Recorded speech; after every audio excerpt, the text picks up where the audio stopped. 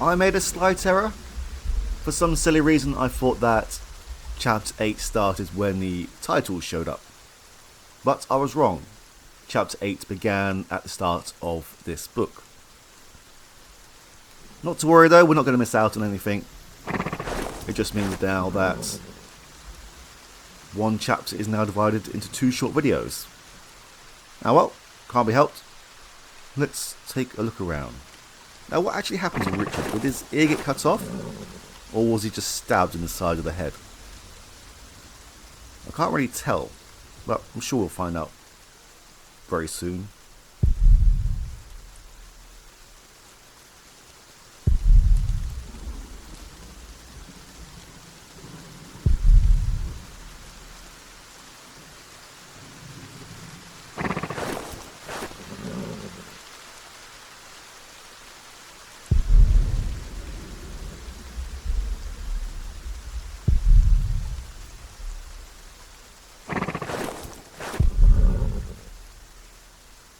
Richard! Richard! Wake up!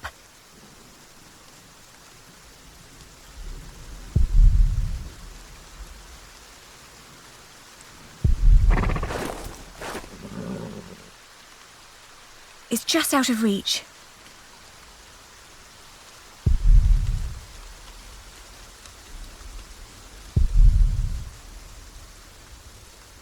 It's too high. I'm chained to a post. I can't reach it. If only it was closer. We can't do much while we're tied to these chains, but hopefully we can wake up Richard. Come on, I need you to wake up. Hey!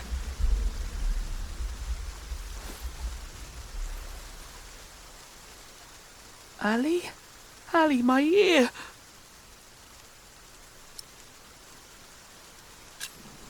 How do you feel? Hot. The wound is boiling your blood. We need to get you someplace dry and cool so you can heal. Ali, they shackled us.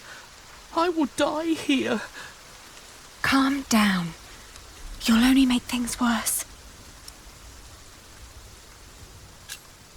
Don't give up. We will get out of here. And what then? We'll find Father. He'll know what to do. I heard them say that he's with the king in Winchester. Then that's where we'll go. You'll see. He'll make things right again. Don't give up. We will get out of here. I don't know. What were you thinking, charging William like that? I had to protect you.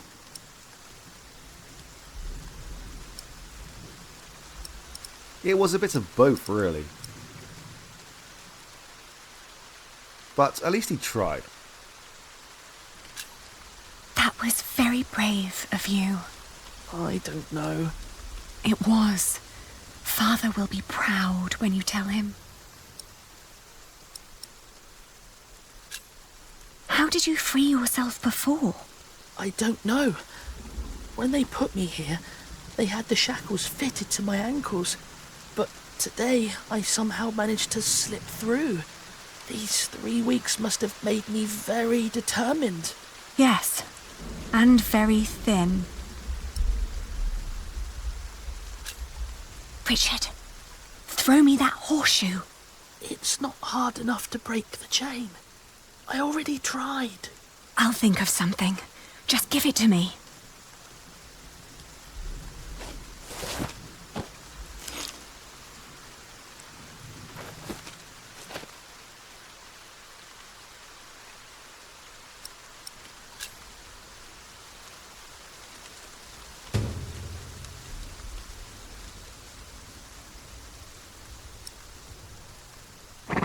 He definitely has a cut here. But I'm just trying to work out the ear part of things.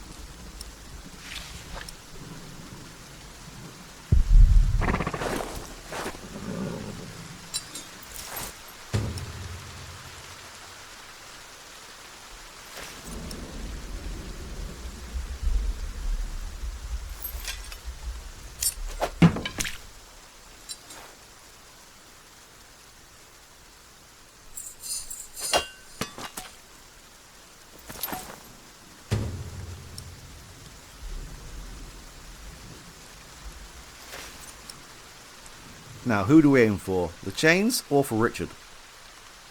First I have to free myself. Then I can help Richard. Oh yeah, good plan.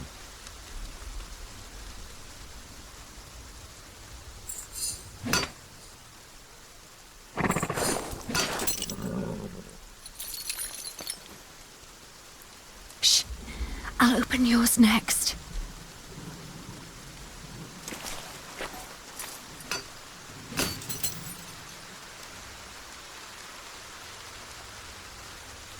Can you stand?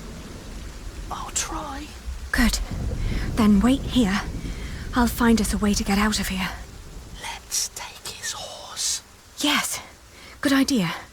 But first we need the weapons Matthew hid for us.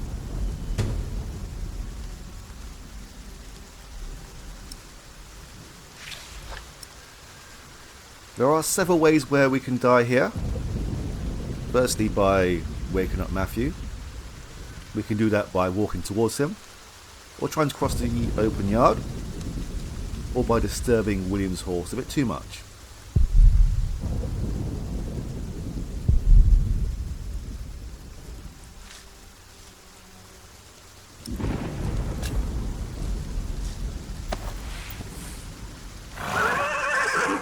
Careful! He doesn't seem to like that. Yeah, let's leave it alone for now. We have 2 attempts to interact with the horse before it wakes up. It definitely wakes up if we try to mount it.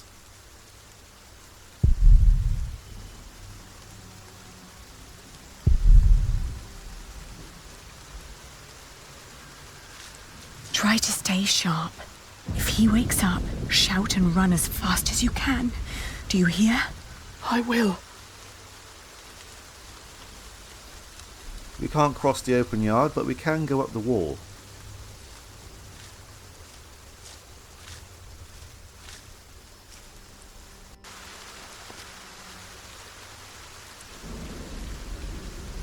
I have to say, that battle was a bit short for my taste.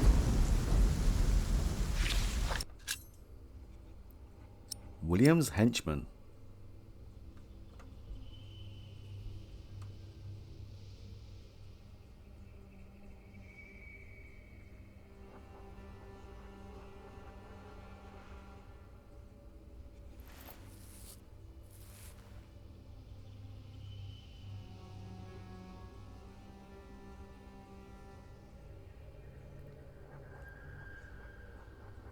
Hugh Axe and Ugly Gervais? Why does Walter not have a nickname as well?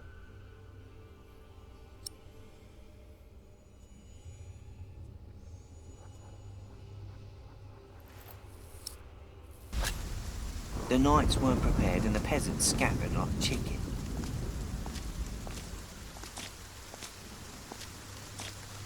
What I wouldn't do for a good kill right now.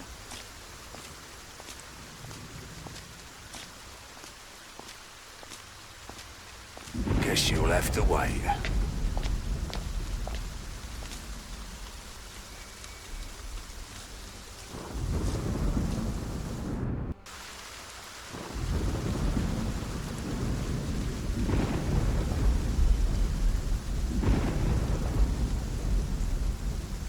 Trying to escape through the gate or trying to interact with either of these guys means instant death.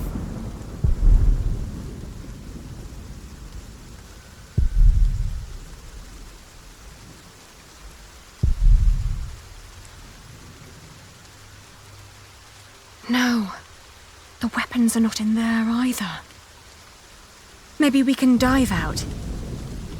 No, it's too dark and Richard's ear is bleeding. It has to be the gate.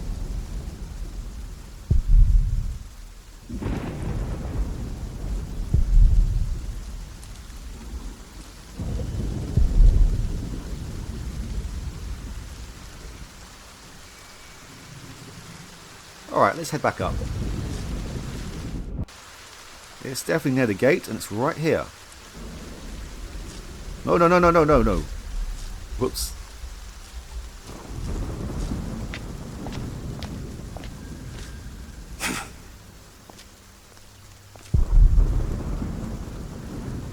Me neither.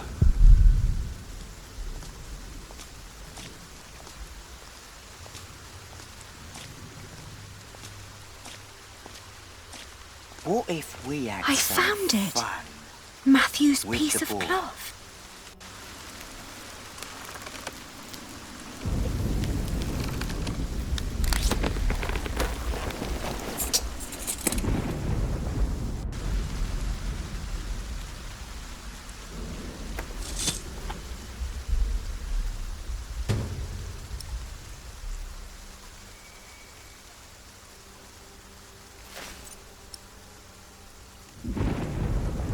Why was it dangling down above the gate instead of just being tied to the rail?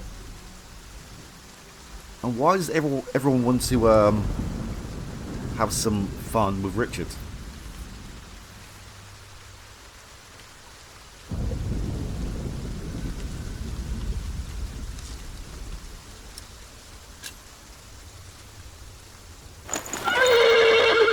Whoa, easy. Easy now. What are you doing? The horse nearly woke the guard. The knot is too tight.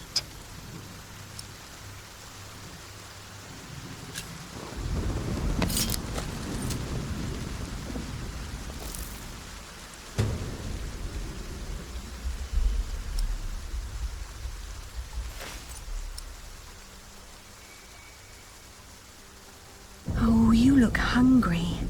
Want to eat?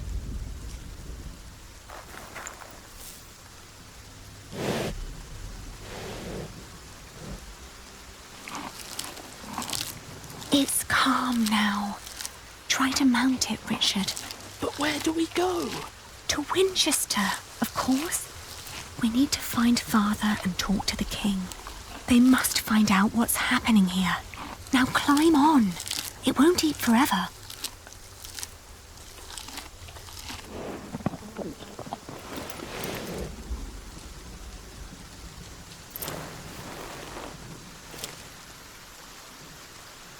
Now me.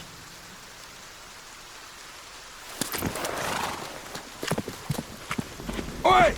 You there! Stop! Cut 'em off!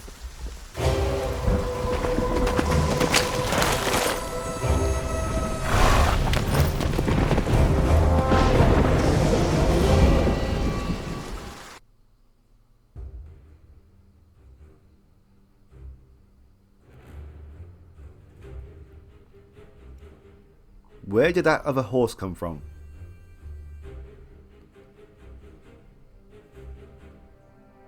The thought that they could catch up with us urged me to ride onward. It rained relentlessly. After a while, Richard's moaning got weaker, but I did not dare look back, for I feared to see William Hamley right at our heels. I forced the horse to go faster, hoping that my brother would not succumb to his wounds.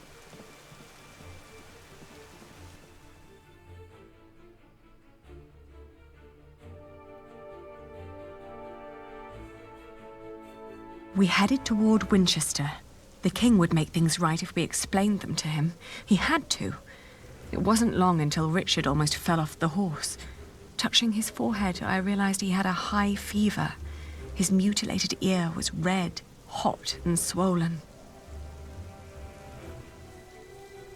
A sound startled me. From the thicket of the forest emerged a woman. I was ready to draw the dagger that was flush against my forearm. I asked her to give us her name. This was her forest, she said, so we should be the ones introducing ourselves. I proclaimed that I was the daughter of the Earl of Shiring, travelling with my brother. I can tell your nobility by your manners. She smiled and revealed in turn that she was the wife of the local verderer. Seeing Richard's ear, she said that he needed help. Luckily, their hut was nearby. She offered us food, shelter, and care.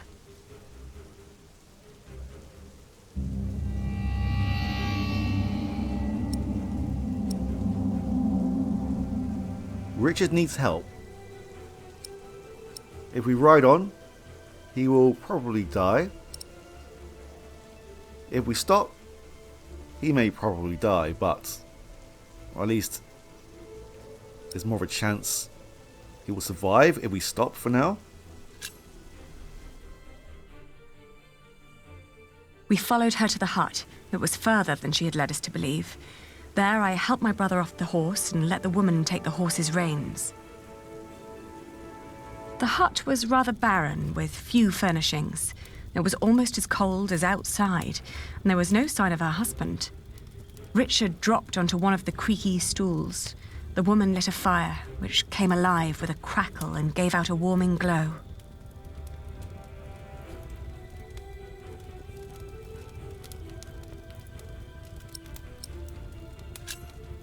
I told her that we may have nothing to give her now, but if she managed to make Richard well again, we'd come back and reward her one day. She finally turned towards us again, an odd smile on her lips. Something was strange about her expression. She nodded towards the fire. There was a sound outside, but she distracted my attention by turning to Richard.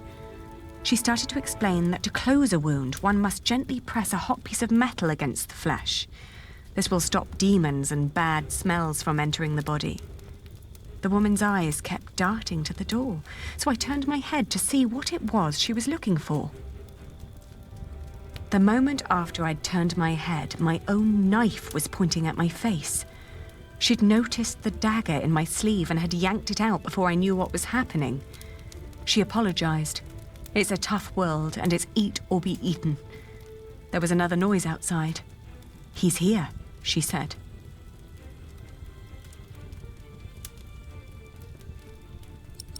Where do we run to? He's right here in the doorway.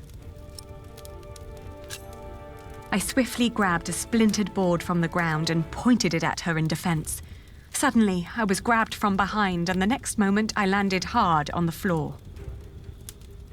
He examined us and our weapons and broke into laughter. He stepped closer to reach for Richard's sword, but his wife interrupted. "We can't sell that. Everyone would know who that sword belonged to." The man grunted in agreement and turned to leave. Before she followed him, she dropped my dagger. "Burn out your brother's wound with this," she said, and disappeared. We heard the whinnying of William's horse and the stomping of hooves from outside. We stood, frozen, until Richard told me to go and have a look. As I did, the outlaws were long on their way, and our mount with them. The hut probably hadn't belonged to them in the first place, but at least it meant a roof over our heads for the night. Yeah, there's no horse, but at least there's a fire and shelter, and hopefully we can close up Richard's wound. The fire was still burning. We had no other choice but to trust the word of the outlaw. The heated dagger trembled in my hands. "Do it, Ali, I can take it." Richard tried to sound brave. A horrible hissing sound and the smell of burnt flesh filled the hut when the blade touched his ear. But it seemed to work. For a few hours, I guarded the door while Richard slept, but soon I fell asleep too.